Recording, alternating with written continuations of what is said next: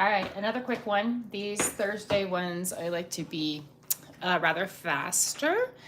And so we'll focus on shorter and getting a few things painted. And that way, you know that you don't have to spend a ton of time painting. Okay, making sure that I can see and that everything's where it should be. I do feel like there's a dark spot down here. Can you see a line? I'm trying to, my lighting should be just how it is every single day. I don't know if it's just a fluke in the I don't know, fluke in the screen. Anyway, I'm not gonna focus on that. I'm just gonna go for it. Oh yep, I can see myself in my other screen and it looks fine. It must just be a fluke in my screen. Okay, so what I thought I would do, this is something I did in the Dominican Republic and I thought it was really, really fun. And so this is gonna be my warm-up and I'm just gonna paint a few of these as a little warm-up. Hello! Hello, hello, hello. So I thought I would paint a few little blobs and get that out of there. Hello, hello, hello, Danica. So if you don't say hi, I won't know you're here. And if you want to be incognito, that's fair too. You can stay hidden. And I am just going to, I'm using inexpensive paper. This is maybe the one time I'm okay with using inexpensive paper. Usually I prefer not to. I'm grabbing some yellow, some ochre, and some maybe like a spring green. And I'm trying to be loose and I'm not trying to overthink this. I'm not trying to think about what colors I'm using, where I'm putting them. I'm going to try to keep maybe the darker colors down here on the right side. Let's pretend the sun potentially would be hitting from the left. And so we can move up a little few up here. We do have this strange gap, but I'm going to leave it and you'll see why in a second why I like to leave those negative spaces. What I'm going to do now is grab a liner brush. I'm going to find one. I did not pull one out. So everything I do is kind of intuitive. So I kind of decided to paint these trees at the very last minute. And that's why I don't have anything, you know, pulled out or prepared or anything like that. So I'm going to take a brown. I'm going to grab some burnt umber. I'm going to maybe grab some indigo. And I'm just mixing on my palette here over to the right. I don't have enough space to see all the stuff going on, so my apologies that you always can't see me mix. But I feel like one of those things is that you have to do mixing on your own and just kind of go for it and practice. It's a lot of trial and error, and so, you know, you can YouTube. I did a lot of that in the beginning. I did a lot of YouTubing to how to mix things. I was one of those people that thought that I wanted to mix a bunch of stuff instead of say buy. So instead of, you know, buying Moonshadow from Daniel Smith, I decided that I wanted to mix Moonshadow. It didn't last super long, that little phase, but it's a fun phase, I suppose, in the beginning, just because it does help you kind of have an appreciation for certain things and it helps you learn certain things.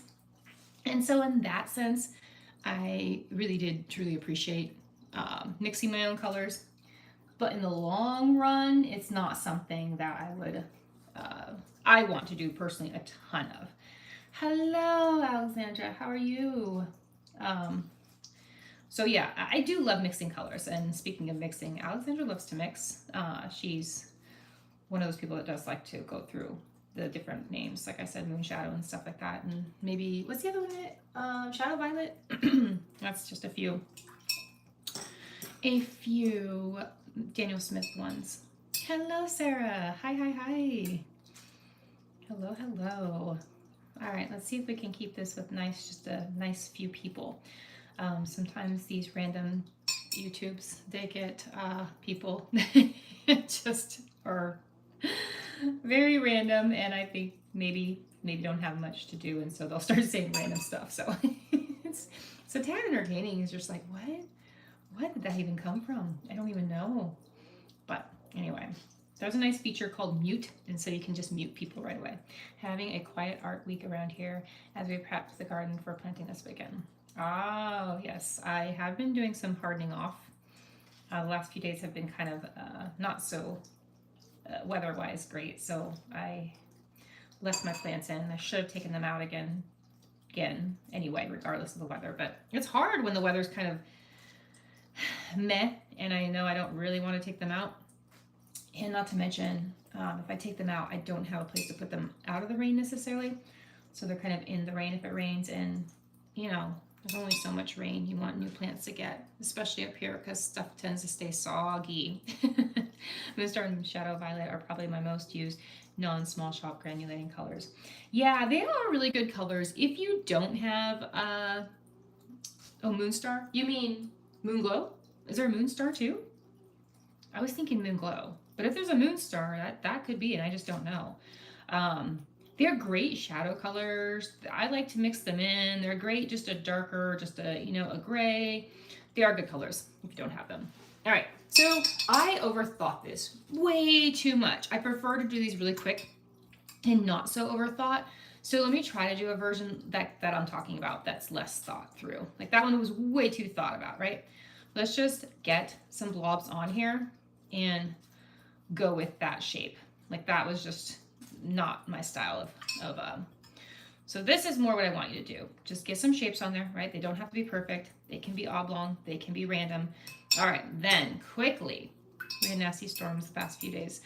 Yeah, Sarah, ours weren't super bad, but they're enough to be like, I'm not dragging my plants out there because I mean, that would be a little rough hardening off, I think, since I don't even have a fan going on them in here.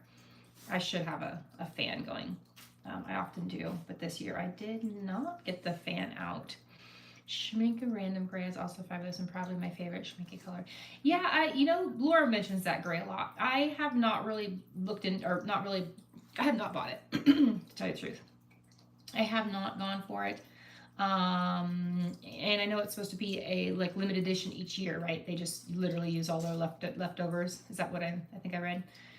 So I have not jumped on that, and I guess I could just look at my palettes and use the random. So this Tintoretto brush I'm using right now, I don't love it. I know some people really do. It's not fine enough for me, and it's giving me some branches that are just a little too thick. So I'm not loving this at all right now, and they're a little too big, and that's okay. The bleediness is okay. It's not terrible. What we can do is just take a darker color and just kind of blob some of that back in there and let it just sit. Let it puddle and pool. It's okay, right? Because you want these kind of differences in the trees. Okay. So those are really two quick ones. Let's go for a slightly more fallish one. Just and it's simply changing colors, right? There's no magic shape difference for me. And you can make it more of a ball if you want, more of a puffy, like a big old puffy tree that's about to lose its leaves, you know, those kind. We can do one of those. So let's just get a bunch of yellow in there. I can get a little bit of lighter yellow in there as well, which I probably should have kind of done the lighter yellow up here, but that's okay.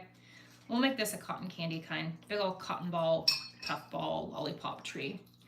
And those are okay too. Do you ever just want to say happy little trees? Do want to say happy little trees, Sarah. Am I allowed to though? I don't know if I'm allowed to. Once somebody's gone, can you technically use their, I don't know. How does that work? Oh, that's funny. So often, instead of keeping going with the inside colors, I'm gonna pick some of that up. I will often just go straight for my liner, that's why I like mixing my own browns for these, because then they move a little more. So I usually have sepia out, and I don't have sepia out. So I'm using a bit of burnt umber, like I said, a little bit of indigo. I can grab a little bit of red, I grab a little bit of orange, and I'm just kind of making a puddle, a little bit of a regular brown, hematite brown, and let's grab a little bit of green, and basically that was a little too much green, so let's go back to our brown again and a little bit of blue. It's just kind of going back and forth, and different people have different ways they make their browns. I kind of just go with whatever's on my palette kind of feel. Can you see these? Okay, yeah. Okay, so then I just, again, bring in that big ol', and you want to do these while they're wet because then you get those fun bleeds that kind of help lead the rest of your tree, right? If I don't let these happen, these little bleeds, and they get all just kind of, they're not bleedy. What do you mean? Can't even talk today. They're not bleedy. They're, oh my gosh, I don't even know what I'm trying to say. I'm sorry. They're not going to poke through, right? I want them to have the illusion of weaving in and out of the tree. And you can go back and add a little more darker spots to some of the ones you previously did. Or drop in, maybe you want a little finer line peeking out somewhere, right? Maybe you want a little smaller twig poking its little twiggy self out, right? And so you can go back and do that. I suggest using a brush you're comfortable with. I'm not. Hello, Penny. Missouri, huh? How's your weather? Are you 2 hours ahead of me? Then 3, because I'm on the West Coast. So I imagine it's almost 6 here, 7, 8. Is it almost 8 there? I might be completely off. Okay, so I might be going overboard with this too. And that's okay, because we'll go back in with our round and we'll just take maybe a greenish, like orange, yellowish greenish, and we can use that around those browns that we've already added in, and just kind of blob that around. And then we could take some orange and yellow and mix a quick little, I like to mix my colors so you get the variances. And I don't, contrary to popular belief, I don't like to pre-mix all my colors. I like to mix as I go so that I have those variances. I don't like the perfection, the perfect colors that all match. I don't mind having a slightly different color, unless it's for maybe, say you're doing a silhouette of a really dark color. Then in that case, I actually do prefer to mix all that color at once, if I remember. If I don't, which is often, that's fine too. I'm just not super picky. I think that just try all the things. Just getting yourself to do the things is the best part. Sorry, hiccup. And hello, Kathy. I was wondering where you were. It's like, she's got to pop on here sooner than later. Just making some blobby trees and playing with color really quick. This is kind of my warm-up. I have not painted yet today, and I figured this is a good way to warm up. They're kind of fun. They're kind of loose. They can be quick. They can be abstract-ish. They don't have to be perfect. You don't have to worry about shadows and all those things. Just get it on there and have some fun with the color, honestly. You could even go back in. Is it still wet? If it's wet, you could go back in and drop a little bit of orange in some of these. I love orange with greens. So if you want to just drop some of that yellow or orange, whatever color you have, more of an orange on your tree, I think it's a great way to add some little highlighty depth pieces. And so I did that, and that was a Quin Sienna and a Quin Gold. I do love those colors by Daniel Smith. If you don't have those, I do think they are fun colors to have on hand, but you could also use Flame by Masha. Flame is a great color, and I think most of us have Flame by now. Going on 8 o'clock. Okay, you are 2 hours ahead. Weather is very comfortable. 71. Ooh, 71 is perfect. I decided 71 is my perfect temperature, or 70. Right around 70 is my perfect. Tornadoes all around. Ooh, okay. Not fun about that.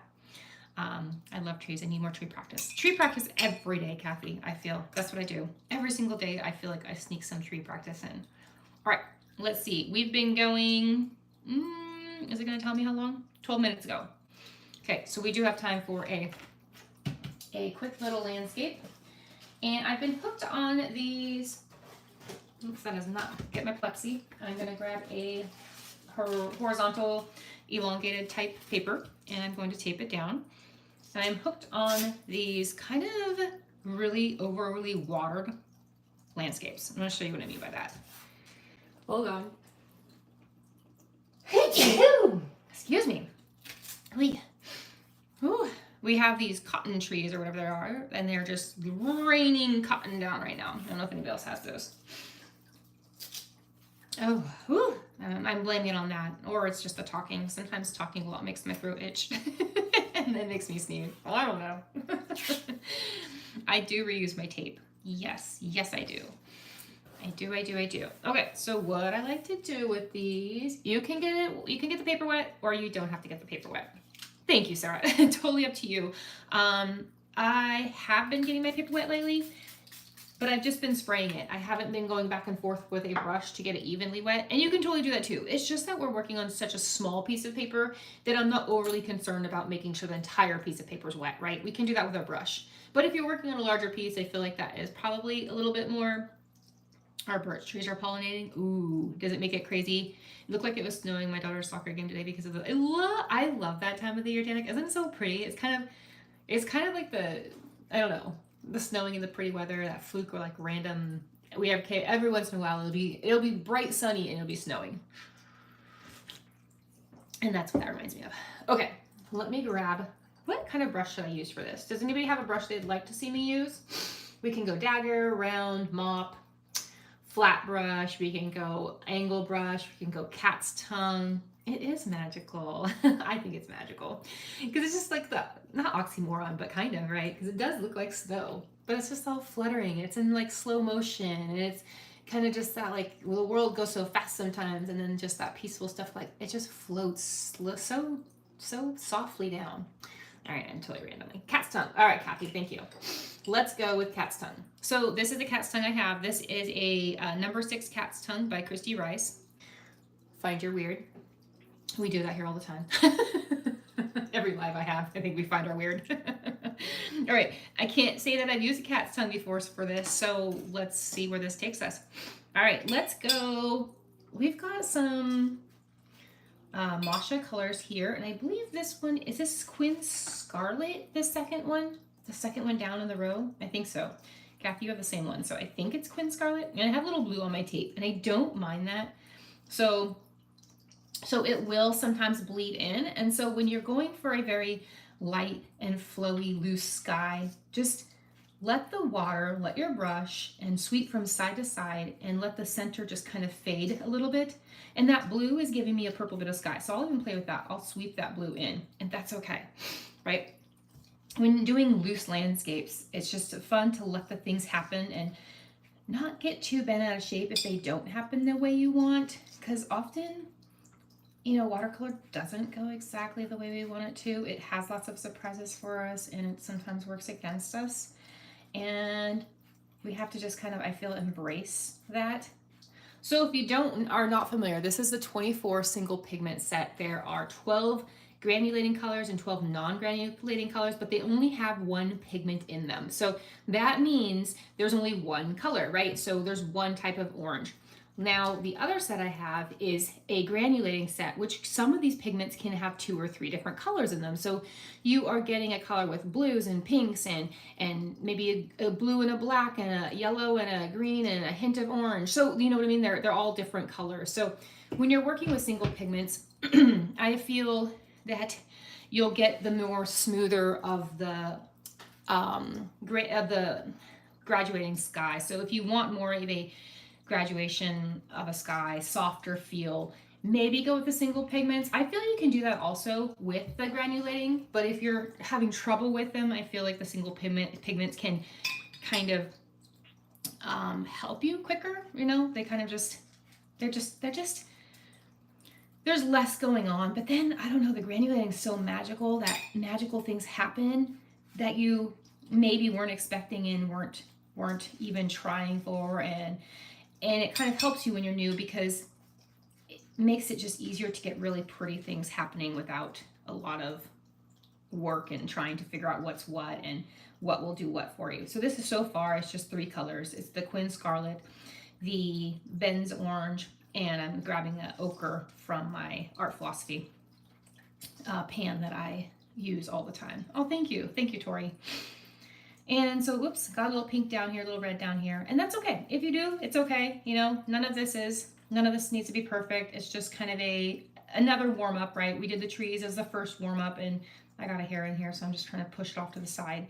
So when I do get a hair, I often will just try to push it as far as I can to the tape or just pick it up, which, you know, often neither works. So you just keep pushing it to the side, and then eventually it gets to the point where you can kind of grab it with your nail, and sometimes it doesn't. Sometimes it just doesn't want to go, and you know, it's very frustrating. There we go. Think we got it. Okay. And you can leave it, really. It's all practice, so it's not going to do anything super bad. It's just going to leave that line. So if you want to go darker, if you wanted to go darker on here, what I would do is dry my paper, re-wet the paper, and add those layers all over again. Maybe adding a little bit of purple or like a Quin magenta up here, something darker. I'm gonna keep it light and we're gonna go green. So I am going to dip into a green gold for this bottom. This is one of my favorite combinations. I just love this color. You just can't go wrong with this color. And I'm gonna tilt a little bit so that I'm gonna add a little more water and a little more paint, and you'll see why in a sec. So I'm doing that so that this color now will bleed up into my horizon line and give me just some sort of fun things happening with little effort, right? So, you know, when you're doing these quick warm-ups, loose landscapes, sometimes you just want something that's going to kind of quick gratification, right? With minimal amount of effort. And sometimes you're just trying to figure out what colors work.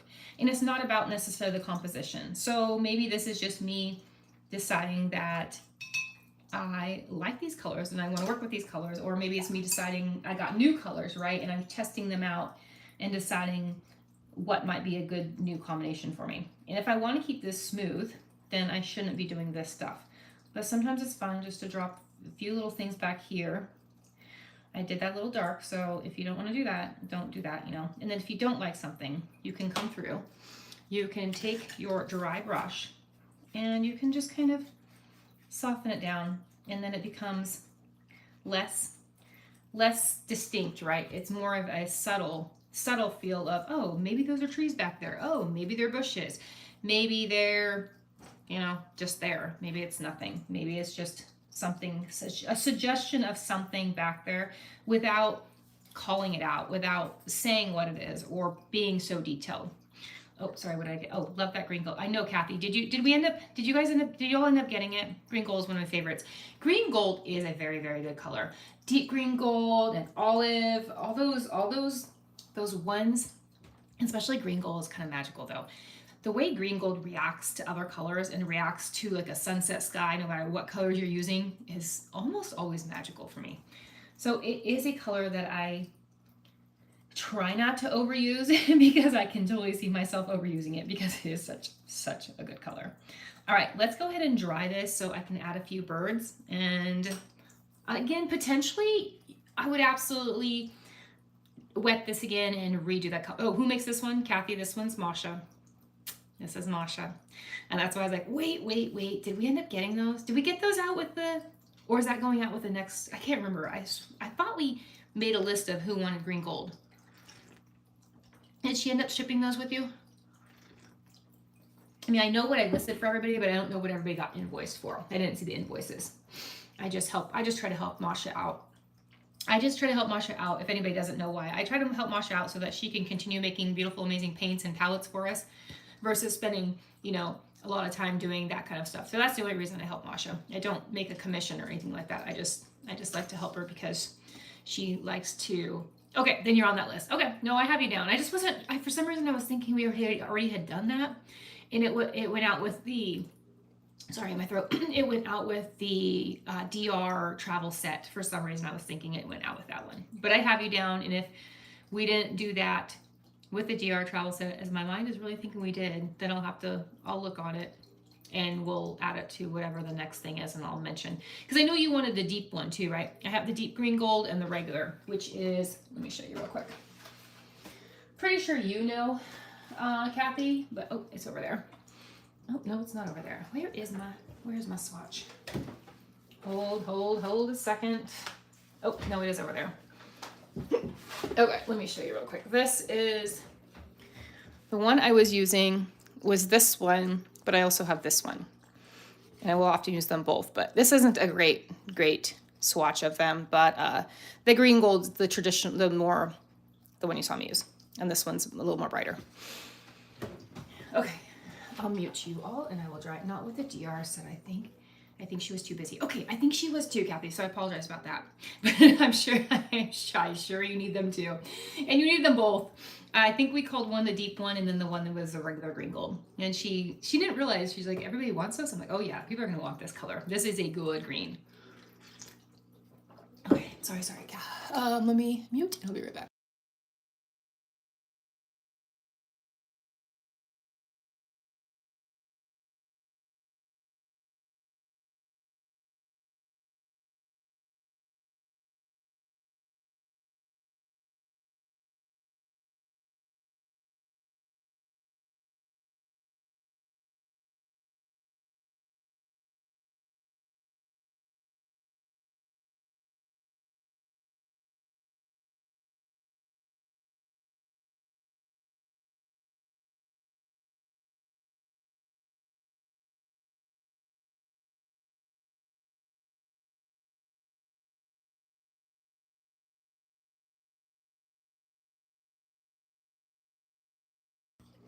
All right.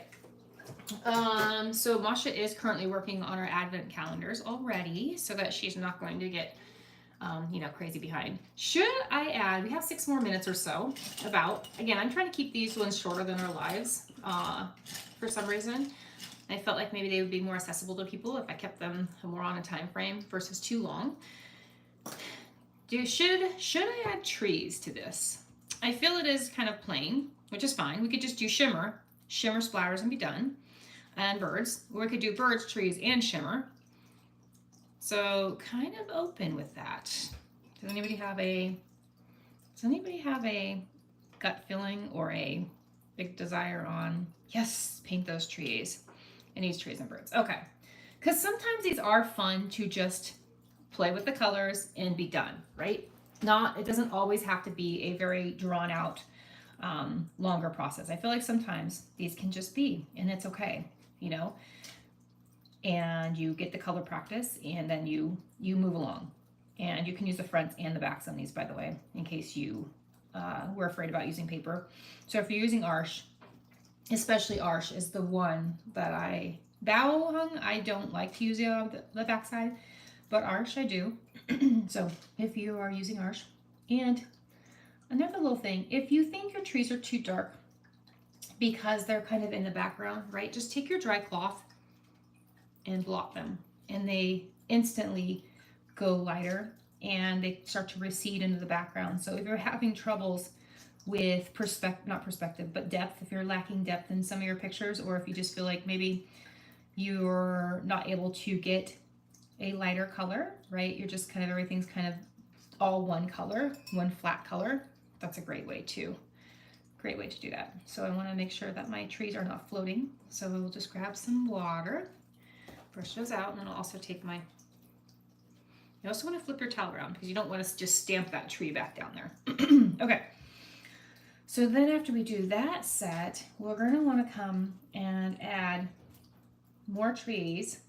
I'm using tree bark, mix of tree bark and just whatever green is in my palette. Going to want to maybe get a darker tree up front here in the foreground, and so that we start to get maybe a misty feeling or a depth, right? A greater depth feeling, because these farthest ones are blurry, so that pushes those way back, right? And then we have this one that kind of pulls it a little bit more forward, and then these ones are sharp in the front, so they should, give you that. And most of you know this, so sometimes it's just a reminder. It's like, oh yeah, okay, I did mean to do that, or oh yeah, okay, that's what I'll try for that one that I was, sometimes I just catch myself forgetting things. So if you're like, yeah, Amber, I know this stuff, it's okay too. All right, so, and some of them can be darker. You don't always want them to be the same, right? Even if they are, like this one on the left I made darker, these other two are not so dark, and that's okay too. If you want to do grasses, you can do some grasses up in here. You can also take your brush and go back to this other one over here. Make sure it's pretty darn dry. You can take some paint that you already have on your palette that we've already using, and maybe just maybe make this something that is more texture, right? It doesn't just float off into the land. It has some sort of, okay, sort of messed that one up, but that's okay. We'll just go back and we can kind of wash it out. But if you do too much like I did right here, you're just going to end up with water marks and bleeds and stuff. But that's okay. It doesn't ruin it necessarily. It just, maybe it sparks you to do something else. So then you add another tree right here. And that is going to bleed down there, and that's okay. And I'm going to let that do that for a ground, right? And sometimes those happy accidents, just play into them and make them work. And no biggie, because again, it's just paper. It's just practice. Nothing has to be, so set in stone. And you can just kind of pick it up with you can dab it around. You can use your finger even, just kind of like that. And sometimes you'll get a fun texture on the ground. And that works for you too. I don't love putting my finger in paint, honestly, but sometimes I say it's okay. And so then just kind of mix this up, and then you automatically get some sort of texture on the ground. Blob it around. Don't make it too perfect. So this kind of falls off and I don't really love that part. So let's just maybe pull this that way. Blur that line a little bit. We don't want it such a line right there. Blur that line. So when you mess up, right, or you do something like, oh, I don't like that, I don't like that, I don't like that, I don't like that, change it, right? It's all practice. So the worst you can do on something you don't already like is not really nothing, right? So if you mess something up and you don't love it anymore, you're just like, eh, just try it again. Just try it again.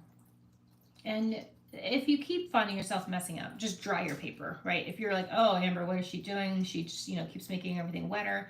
Just dry your paper if it bothers you. It doesn't bother me because, again, this isn't really, I'm not really dead set on perfection, right? I'm just exploring what is going on here. I'm exploring the paper. I'm exploring the colors. I'm exploring composition. And for me, that's all I'm doing. It's not, I don't frame any of these. I'm not selling any of these. None of them are, going in any sort of show or anything like that. So just having fun. And yeah, so I really think that's all it's about, is letting go, not putting too much pressure, not the expectations on yourself, just having fun with things and not making it a big deal. All right, so let's just add another little tree here. Trees, try all your brushes, practice with all your brushes, test them out, find out what works for you. And even if you've said, oh, that brush doesn't work for me, try it again, because you never know what might turn around and work for you, right? It might be your favorite tree brush, the one you said was not working at all. All right, so let's add some birds, because every painting needs birds. Something that moves, right? Especially these. They're so just stuck. Flat, right? These landscapes can be flat sometimes. So we need something that we know moves. And we know birds move. And we know shimmer moves. So let's add our shimmer, because we know shimmer does something fun. And as you can see here, I should wait till this dries, but as you can see, this is pretty. You can see my lines, which, doesn't super bother me. All right, let's get our shimmer on. How about some good old Rusalka? We'll use our trees we did earlier as our cover for both our paints and our painting. And we'll use a towel over that, because when you sprinkle shimmer, it does go everywhere. Oh, and were you there, Kathy, when Laura said she made more shimmer? She made a bunch of Rusalka. Sorry, not shimmer, Rusalka. So yay. If you don't have Rusalka by Laura Cosmic Creations, I suggest it. It's a magical shimmer. And I'm not super worried about these getting on the trees. Do I want them on the trees? Not necessarily, but I'm not super, it's not a super concern of mine. That's kind of pretty. It kind of makes it magical, and that's okay. All the magic. Let's take all the magic we can get. Why not? Yes, and yes, you do. Always have backup Rusalka. I've decided that's one that I'm just going to make sure I always have, because it's such a beautiful shimmer. And I think I described yesterday why I think it's so great. It's like a combination of gold, bronze, copper, rose gold, all mixed in without being too shiny, too brassy, or too anything, right? It just kind of, what's funny, Kathy? I think the last 4 lives I've done have pretty much been the same palette color. I meant for this one to be more red and orange and yellow, and I think it just turned out pink like the rest of them. So I keep painting the same things. But let's see. Can you see the shimmer? Oop, there's a shimmer. Oh, there it is. It's in the trees too. Those trees are still damp a little bit. But yeah, it's fun I didn't leave any white space in this one necessarily, but you can see the light spaces that are not necessarily white, but they're the whites, there, right there. And even the yellow sort of acts as a white, because it's more translucent, right? It's still down here in the green. And I don't know, it does work. It works. So play with all your colors, and I'll make sure we can all get green gold very soon because everybody needs green gold. All right, I think that's all I have. If you guys have any questions, you know where to find me, and I'll see you next time. All right, bye, and thanks for joining.